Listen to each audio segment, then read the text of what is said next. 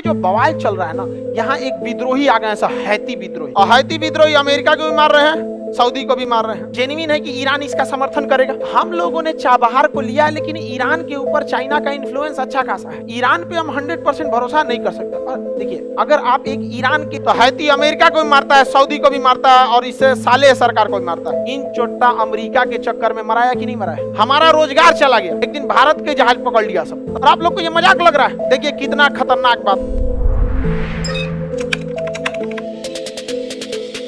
अदन के नीचे की खाड़ी, अदन की खाड़ी, अदन के नीचे की खाड़ी, अदन की खाड़ी, सबको मिल गया। कौन सी खाड़ी? और ये सागर का नाम लाल सागर, लाल सागर मिला। लाल सागर और कौन सी खाड़ी? अदन की खाड़ी। लाल सागर और अदन की खाड़ी मिल गया। सब लोग इधर देखो,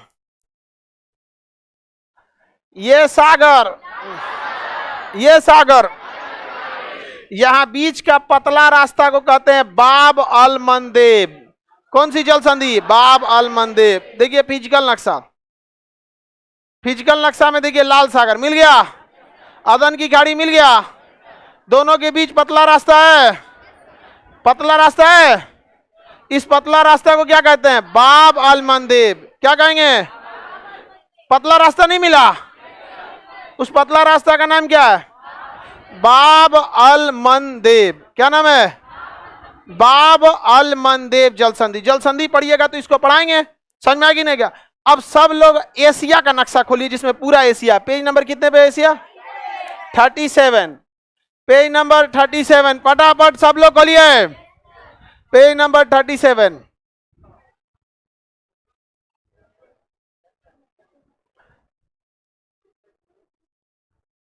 नहीं मिला जी। अब उसमें सऊदी अरब देखिए मिल गया, लाल सागर मिला। सऊदी किधर है? इंडोनेशिया के पास सऊदी खोज रहा है सर। ये बेला, हाँ इधर कौन है? सऊदी अरब। मिल गया लाल सागर, अदन की खाड़ी। किसी को कोई दिक्कत? मिल गया ना? वापस आ जाइए अपने मिडिल ईस्ट पे। नहीं, उसी पर रुकिए, एशिया पे एकदम एकदम। Don't go, don't go, stop. अंग्रेजी तो इजी है, समझ में आ गया कि नहीं? सबसे अच्छा अंग्रेजी उसी का होता है जो बोले तो किसी को समझे में ना आए। समझ में आ गया कि नहीं? हम लोग को बचपन में कोई अंग्रेजी बोलता था तो पोएम सुना देते थे, 2-3 गो लाइन में छोड़ के, उसको लगता था बहुत तेज है, धड़धड़ा के और तेज। यमन मिल गया। मेरी ओर ध्यान से देखिए लोग, इधर सब लोग, जितना मोतियाबिन वाला है सब देखो इधर। यमन के सामने एक द्वीप मिलेगा, सोकोत्रा द्वीप। एशिया मिल गया, सोकोत्रा द्वीप। कौन सा द्वीप है? सोकोत्रा द्वीप। सबको मिल गया। यमन के सामने का ये द्वीप सोकोत्रा द्वीप, सबको मिला। सोकोत्रा द्वीप नहीं मिला। सोकोत्रा द्वीप किसका है? यमन का। किसका है? यमन। अब बाबू लोग मेरी ओर समझिए, अब ध्यान से। कूटनीति किसे कहते हैं? यह भारत है, समझ में आ गया कि नहीं आ गया? सोचा पाकिस्तान के कुछ जहाज गुजरात के पास टहल रहा था, इंडियन नेवी उसको गरिया के भगाई है। गाली गरिया रहा था उसको कैप्टनवा। कैप्टनवा कुछ बोलिए नहीं रहा था, बोल रहा था this is Indian coast guard, go out from the Indian coast line. कुछ बोलिए नहीं रहा था।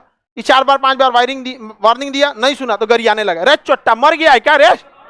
गरिया तो कहा ना ना, जा रहे, चल गए यहां से चल गए, यहां पे आगे बढ़े।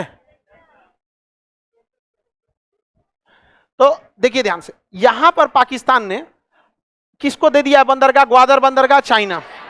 किसको दे दिया है? चाइना को दे दिया। समझ में? पाकिस्तान में ना कर्जा उतारने के लिए यहाँ की लड़कियों की शादी चाइना में किया जा रहा है। समझ में आया? वो चाइनी जाता है, सब 10 लाख 20 लाख देता है, सब उल्टा लेके चल जाता है हमेशा के लिए। गई लो नैहर, सहेली है, घर दुआर, सब देश का कर्जा वहां की लड़कियां उतारी। वाह रे भाई वाह, इतना गिर गया देश। अभी भी वक्त है, लौट आओ बाप के पास। समझ में आ गया कि ना? आज भी वक्त है। ये हम विनती नहीं कर रहे हैं, मौका दे रहे हैं। लौटना तो है, अपने पैर पे आइए या उठा के लाएंगे। समझ में आ गया कि नहीं आ गया? लौटना तो पड़ेगा। यहां पर कितनों कूद ले, कूदने से क्या मतलब बनता है? तो यहां पे ग्वादर बंदरगाह किसने ले लिया है? चाइना। हमारे लिए सरदर्द है। ईरान का यह बंदरगाह का नाम है चाबहार।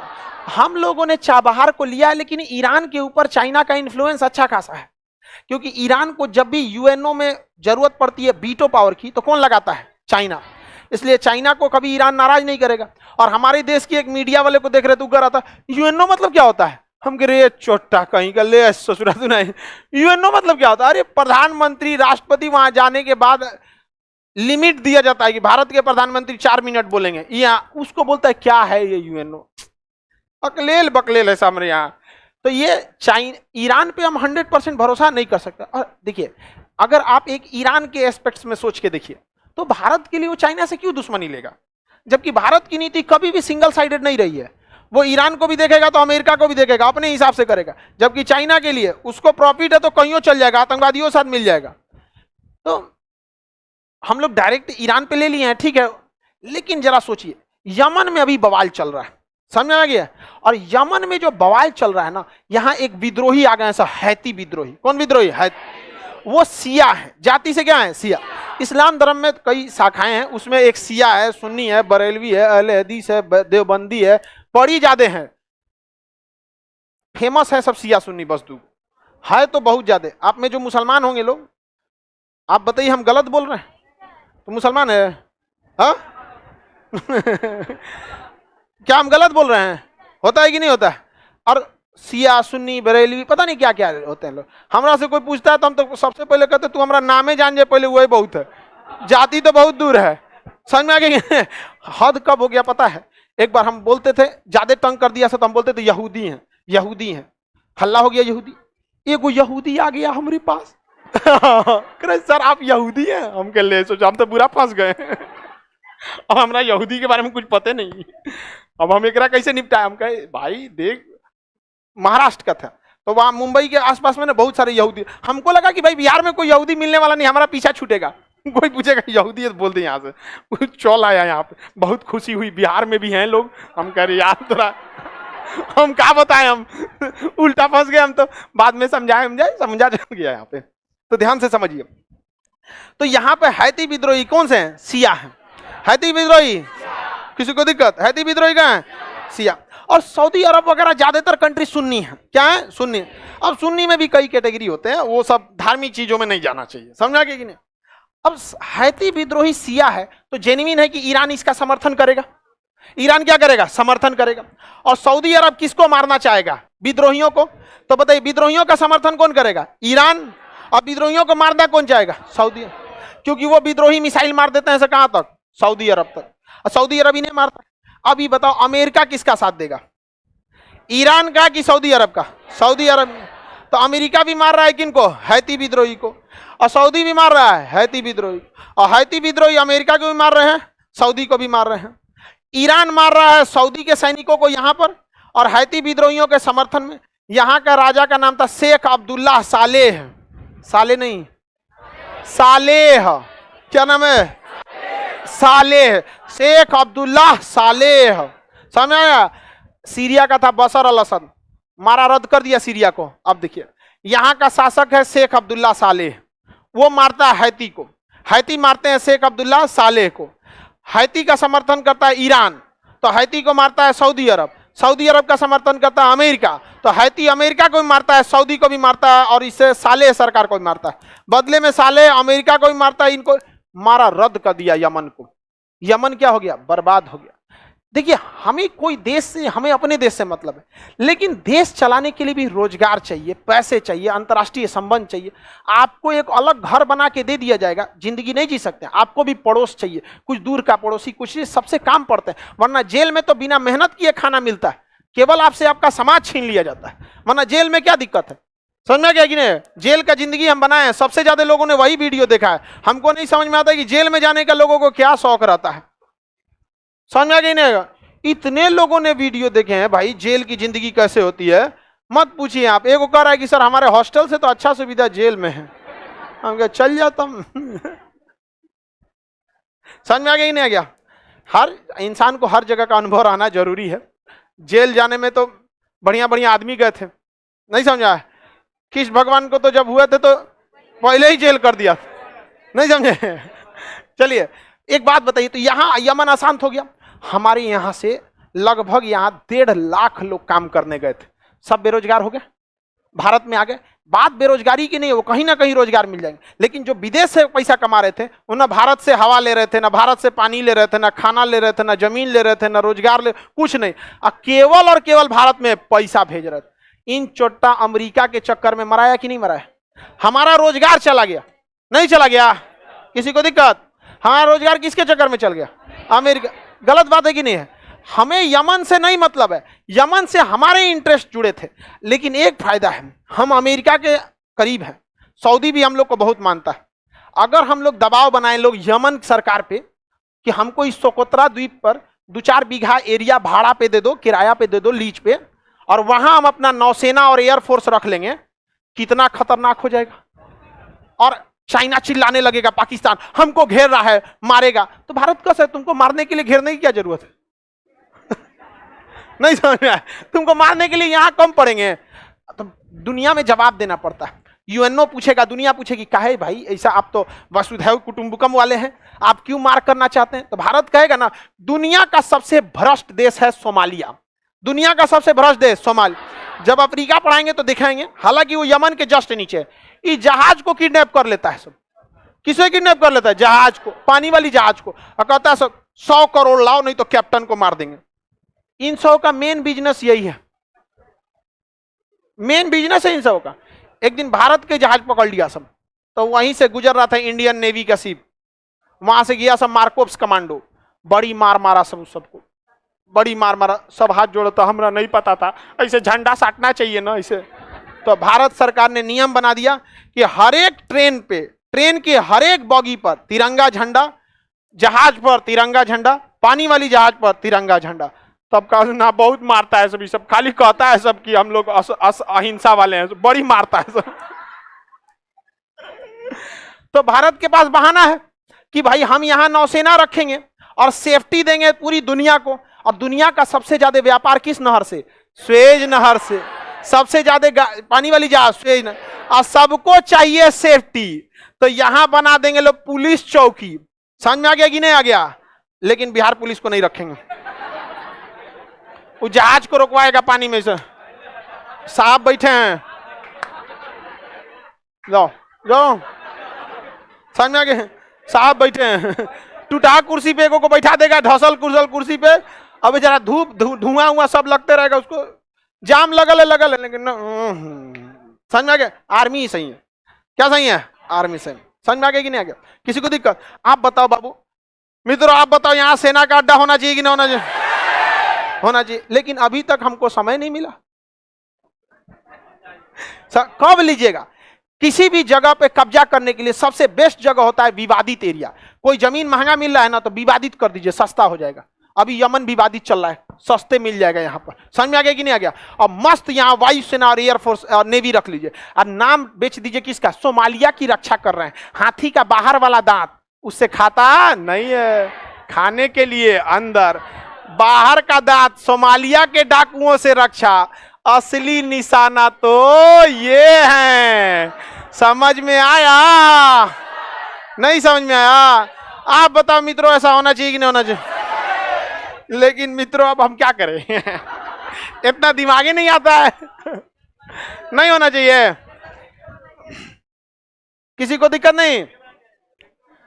वीडियो बनाए। अब हमसे सब भड़का रहता है, सब नेता वगैरह जितना है ना, डिपार्टमेंट वाला, ऊपर ऊपर कहता है खान सर ठीक है, अंदर से बहुत भड़का रहता है। उन सब को लगता है कि उनकी जिंदगी में हम खलल डाल रहे हैं। वो आराम से जी रहे थे, कहता है कि आपके वजह से अब हम लोग को काम करना पड़ता है। तो ये सब हमसे अब अंदर से उखड़ल रहता है। हम भी तो यही चाह रहे थे। नहीं समझा? हमारा कौन मत तो यहाँ बैठ के खाना खाना था। नहीं समझे? कुछ नेता बहुत अच्छा है, सब तो उनको नेता बोला जाता है, वो काम समझता है, सुनता है सब बात, कुछ को कोई मतलब नहीं रहता, मशरूम है सब। ऐसा नहीं है कि 100% कोई चीज खराब होता, लेकिन जब कोई चीज 70% खराब हो जाती है तो फिर वो किसी काम का नहीं रह जाता, वो 30% को भी बिगाड़ देते हैं। आगे बढ़े। मशरूमों को बताइए, हम किसको बताएं? ये बताइए, हमारे शिक्षक का काम है। पूरा भारी भरकम विदेश मंत्रालय है, रक्षा मंत्रालय में कर क्या रहे हैं लोग? हाँ, इसे जो चाइना हुआ से यहां चला है, आपको यहां नहीं जाया जा रहा है। समझे कि नहीं गया? बहाना भी आपके पास, सोमालिया के डाकू, और भी कमाने का रास्ता। यहाँ का पूरा भाड़ा हम निकलवा सकते हैं।